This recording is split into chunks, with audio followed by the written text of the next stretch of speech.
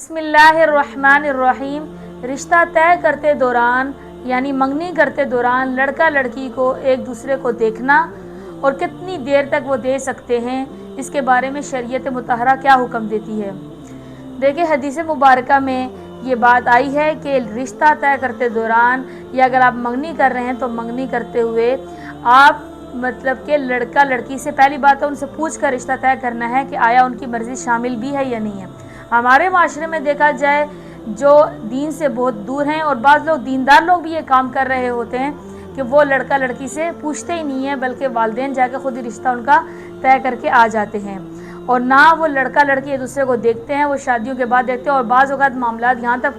पहुँच जाते हैं कि वो शादी के बाद उनकी तलाक तक मामला पहुँच जाता है, क्योंकि वो कहते हैं कि हमें लड़का कहता है हमें लड़की पसंद नहीं है और लड़की कहती है हमें लड़का पसंद नहीं है, जिसकी वजह से मामला जो है वो बिगड़ जाते हैं और तलाक तक नौबत आ जाती है। तो इसीलिए हदीस मुबारक में आता है और शरीयत मुतहरा इस चीज़ का हुक्म देती है कि जब आप रिश्ता तय करें यानी मंगनी करें या रिश्ता पक्का करें तो आप जो है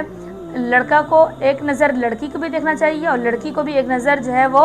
लड़के को देखना चाहिए। लेकिन हम लोग जो है बाज़ लोग इसमें इतना गुलू कर देते हैं कि वो इस हदीस को सामने रखते हुए उससे नाजायज़